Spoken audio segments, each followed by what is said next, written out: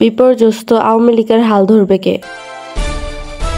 ভারতীয় সেনাদের বাংলাদেশের পরিস্থিতি বিশ্লেষণ করতে বললেন রাজনাথ সিং। যেসব কারণে বহিষ্কার হলেন ময়মনসিংহের বিএনপির নেতা বাচ্চু। শেখ হাসিনাকে ফেরত দেওয়ার বিষয়ে যা বললেন দ্য কনভারসেশন। ঢাকা এলেন আরাফাত রহমান কোকোর স্ত্রী শারমিলা রহমান।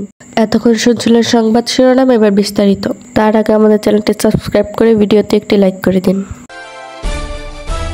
দেশে গত 23 জুন ঘটা দেশের 75 বছর পূর্তি পালন করেছিল আওয়ামী লীগ।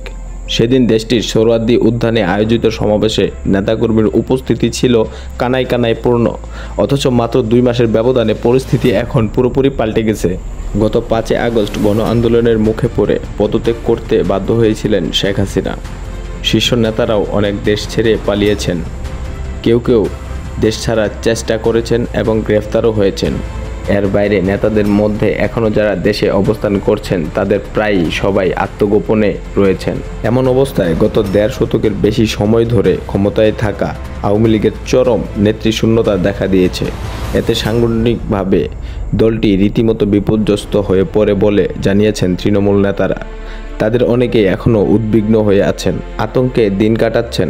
আওয়ামী লীগের জেলা পর্যায়ের একজন নেতা বলেন, আমাদের দলের এখন দিশেহারা বিপর্যস্ত অবস্থা হয়ে গেছে। 1 মাস হয়ে গেল, অথচ কেন্দ্র থেকে কোনো কার্যকর নির্দেশনা এলো না। ফোন দিলেও কেউ ধরে না। মামলা হামলা সব মিলিয়ে নেতাকর্মীরা হতাশ হয়ে পড়েছে। এমন পরিস্থিতিতে পৌঁছে গেছে যে নেতাকর্মী অনেকেই রাজনীতি ছেড়ে দিতে বাধ্য হয়েছেন এবং ছেড়ে দেওয়ার কথা ভাবছেন। ভারতীয় সেনাদের বাংলাদেশের পরিস্থিতি বিশ্লেষণ করতে বলেন রাজনাথ সিং। সেনাবাহিনীর কর্মকর্তাদের বাংলাদেশের পরিস্থিতি বিশ্লেষণের আহ্বান জানিয়েছেন ভারতের কেন্দ্রীয় প্রতিরক্ষা মন্ত্রী রাজনাথ সিং। এছাড়া রাশিয়া, ইউক্রেন ও হামাস ইসরায়েলের যুদ্ধ থেকেও তাদেরকে শিক্ষা নিতে বলেছেন তিনি। বৃহস্পতিবার 5 সেপ্টেম্বর লখনৌতে জয়েন্ট কনফারেন্সে তিনি এই কথা বলেন।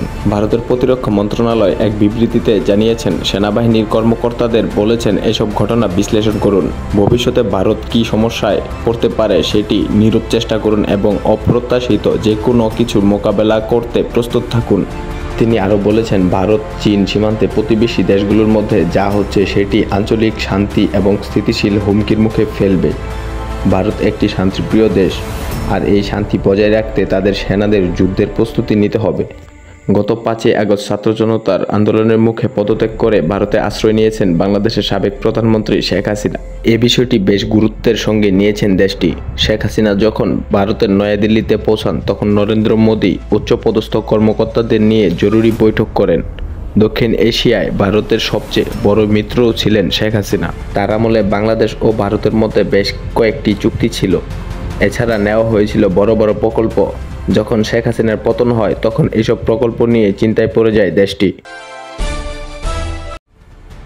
যেসব কারণে বহিষ্কার হলেন ময়মনসিংহের বিএনপির নেতা বাচ্চু।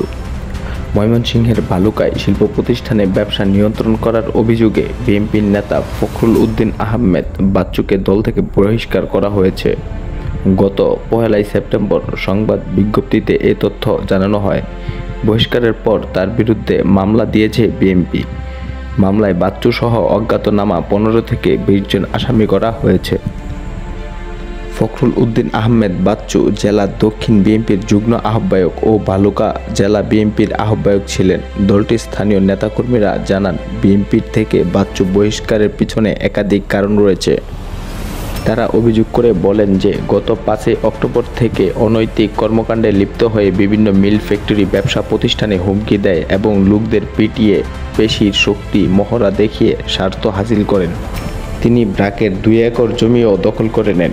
শুধু তাই নয়, 2014 সালে উপজেলা নির্বাচনে বিএনপির দলীয় প্রার্থীর বিরুদ্ধে ফখরুল উদ্দিন আহমেদ বাচ্চুর নেতৃত্বে গ্রুপের দলীয় সকল নেতাকর্মী প্রকাশ্যে আওয়ামী লীগের সাধারণ সম্পাদক গোলাম মোস্তফার পক্ষে নির্বাচন করেন। বাচ্চুর অনুসারী বিএনপি অঙ্গ সংগঠন অনেকেই বহিষ্কার হন এই অভিযোগে। 2015 এবং 2020 সালে বালুকা পৌরসভা নির্বাচনে ধানের শীষ প্রতীকের প্রার্থীর বিরুদ্ধে নৌকা প্রতীকের পক্ষে নির্বাচন করার অভিযোগ রয়েছে বাচ্চুর বিরুদ্ধে। 2020 সালে বালুকা জেলায় বসিল মৌজায় জাল দলিল তৈরি করে এক কৃষকের জমি আত্মসাৎ করেন তিনি। জমির মাধ্যমে মোটা অঙ্কে ব্যাংকের লোন করেন বলে অনেকেই অভিযোগ করেন। এ বিষয়ে সিআইডিতে মামলা চলমান রয়েছে।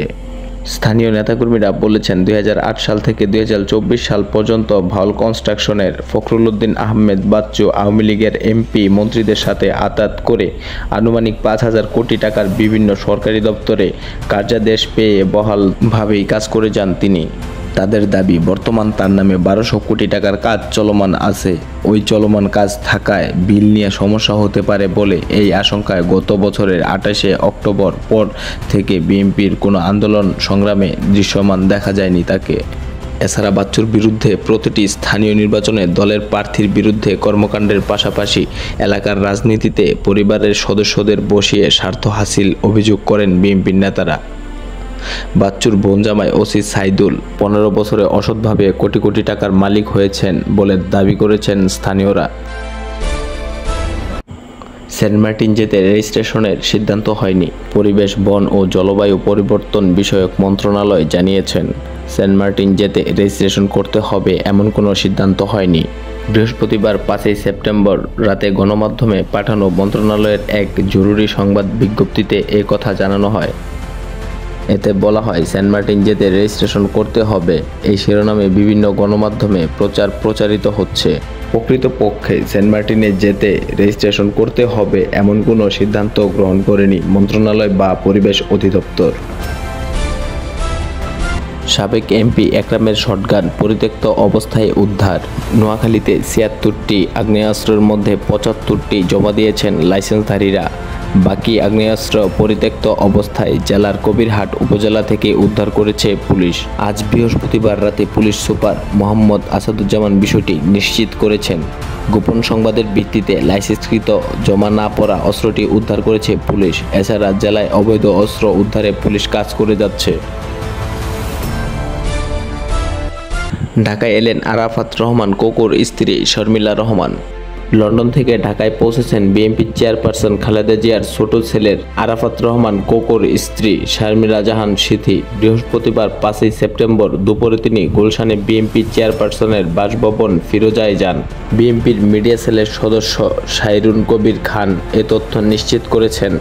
এর আগে চলতি বছরের 28 তারিখে সর্বশেষ ঢাকায় এসেছিলেন শারমিলা রহমান সিথি। দর্শক, এই ছিল সকাল 8টার বুলেটিনে। দুপুর 2টায় সংবাদ দেখার আমন্ত্রণ রইল।